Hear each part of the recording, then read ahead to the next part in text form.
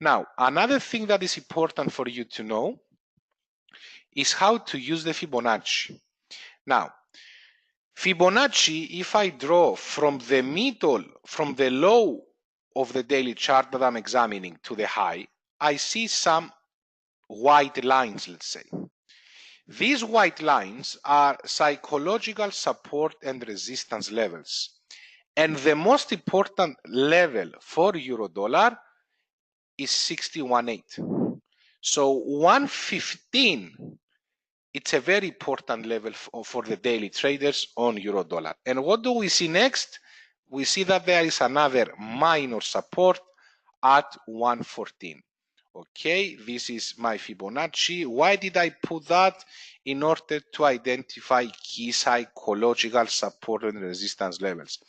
And watch out that the levels are coming close to round numbers.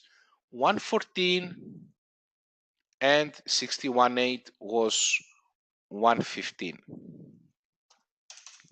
So for the moment, by simply analyzing the chart, what do we expect, guys? I mean, the price has 3 resistances, nothing in between this area. So 115 to 114, we have nothing.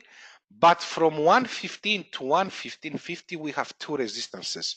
So by simply analyzing just very simply this chart, what do you expect for the price to possibly happen? Will it find more difficulty to go up, or it will fall easier? What do you think? Do you believe it's more easy to go up or fall? What do you believe based on what I have said? Exactly, Daniel. It will drop. Why? Because it has 3 lines above it, preventing it from going up, and it has nothing to keep it from going down up to 114 at least. So based on this analysis of the price chart, probabilities of short positions based on the daily chart, we will see later on how we take advantage for the intraday trading purposes.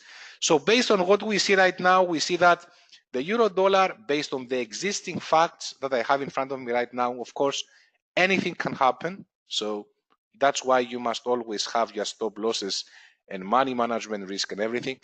Based on what I see in front of me, the current time that I'm now talking, it means that we have more chances to go down rather than going up on a daily closing basis.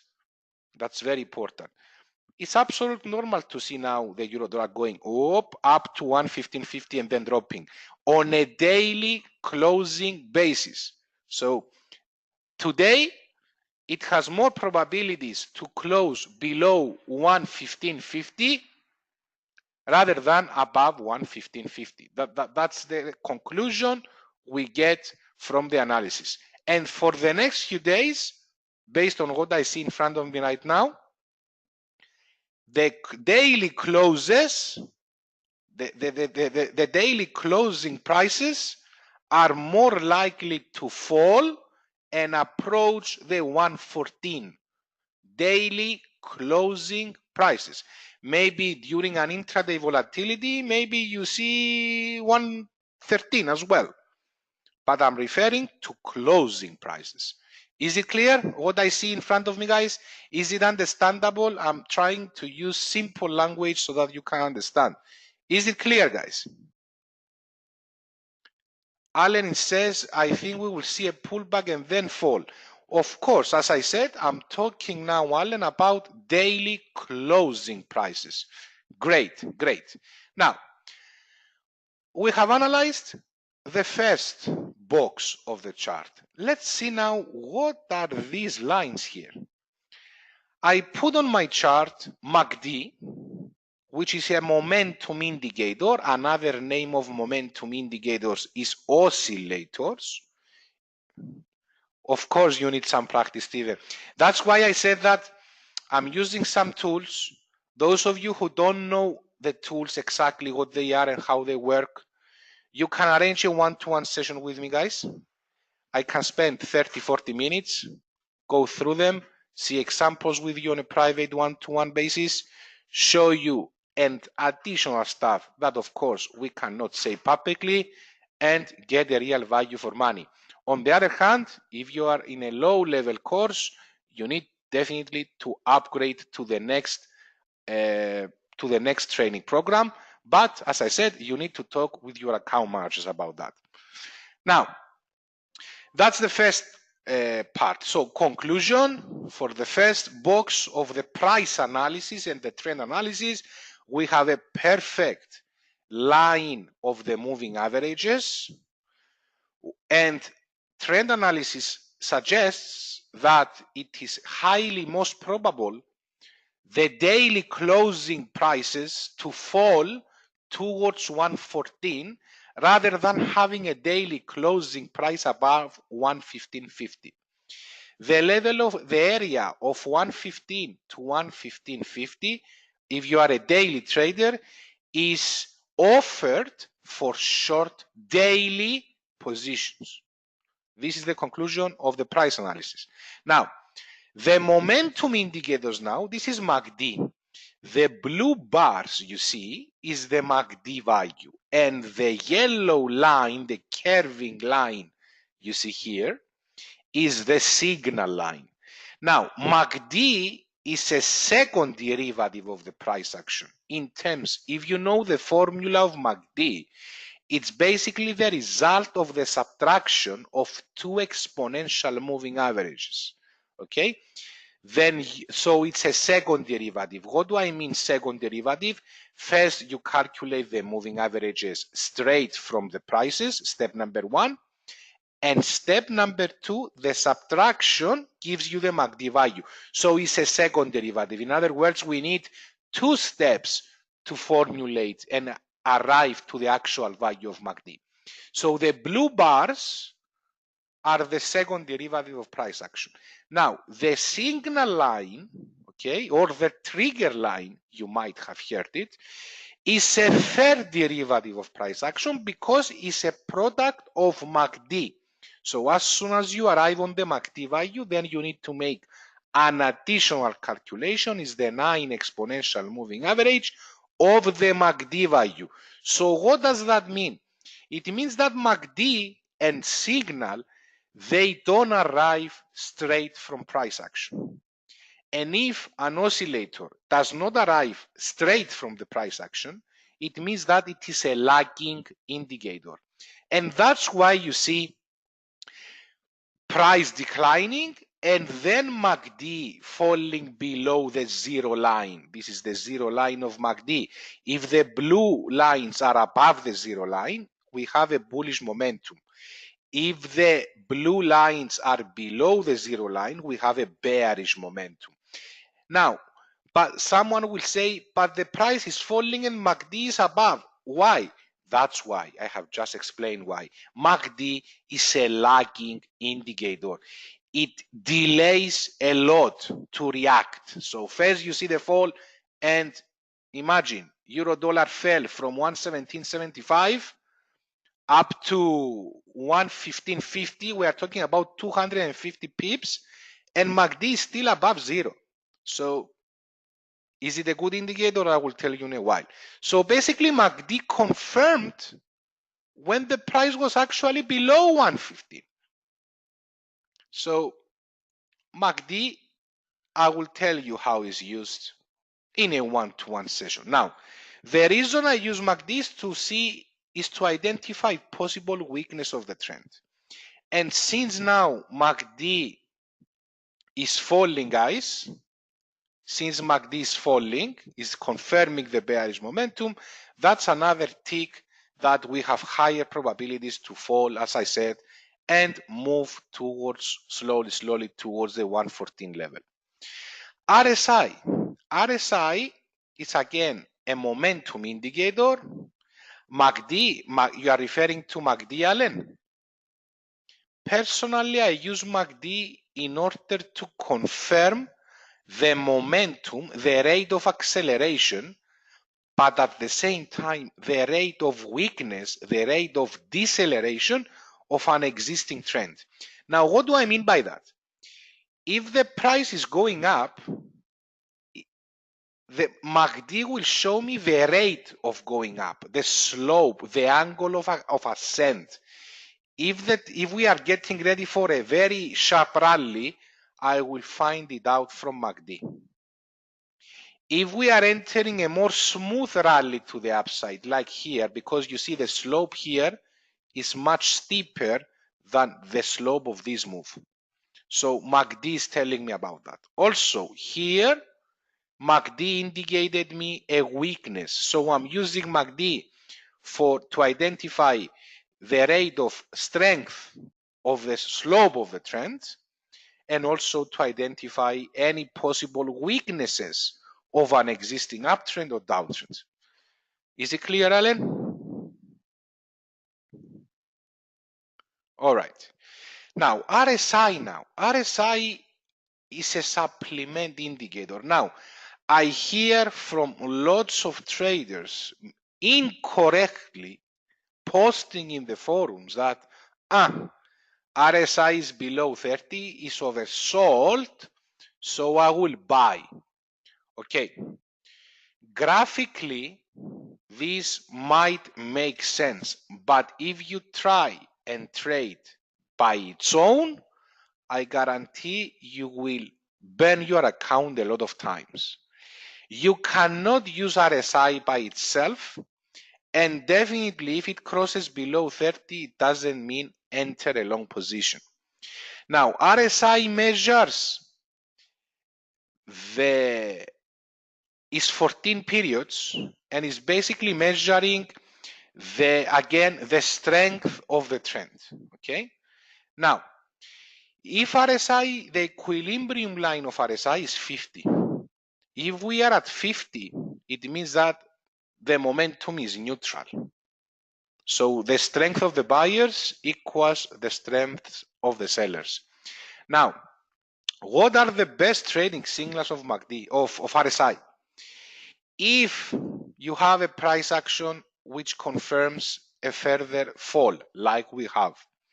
If MACD indicates weakness and confirms a further fall, it will also be a good thing, RSI, to also have a slight downward slope and be below 50. So RSI is indeed below 50. So we have another confirmation that we are going down on the daily chart. Now, the key part now is this indicator here. Now, the directional movement index indicator is a very complex indicator that I can tell you more about it in a one-to-one session. Just very briefly, the level that I watch out is 20. The yellow line indicates me the directional movement of the price. Now, it's not the time to explain what is a directional movement. And the red line shows negative directional movement and the green line shows positive directional movement. A very good confirmation of the trend is if the yellow line is above 20. And if the red is also above 20 and the green below 20, it indicates a strengthening negative directional movement. On the contrary, if the yellow is above 20, the green is above 20 and the red is below 20, you see, green is above 20, yellow is above 20 and red is below 20, it indicates an increasing positive directional movement, and you see how the price moved. So again, the ADX now, we have the negative directional indicator above 20, the positive directional indicator below 20, and we have a very strong negative directional movement.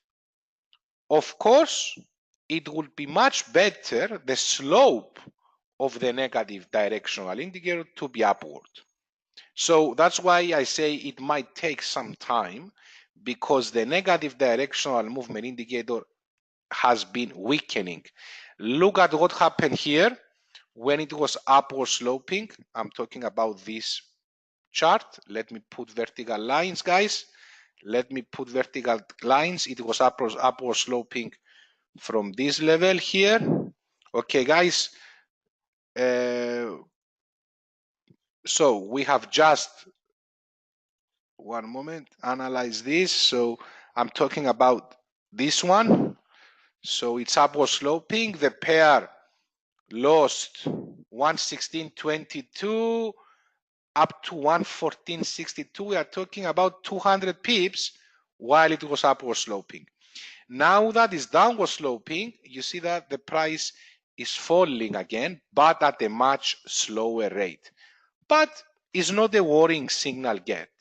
What will be a worrying signal will be to see the directional movement indicator crossing below 20 and the green going above. So for the moment, slowly, we are heading downwards. Mary has a question. Are you waiting for the signals from all the indicators in order to trade, or only two, let's say? Okay, very good question. Okay, let's go straight to the 15-minute chart, and I will answer this question. So I will delete on the lines, clear the chart, and let's go to the 15-minute chart. So we have in our mind one area and one level, 115, 115.50, and 114. This is the conclusion of the daily chart of euro dollar. Now, why I have entered short positions here on euro dollar? First of all, I see MACD below zero. First confirmation. Second, I see a bearish cross and confirmation of the MAs.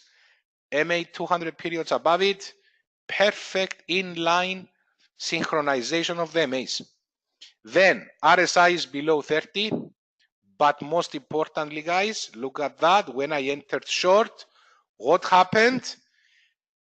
Green, yellow and red line above 20, green line below 20.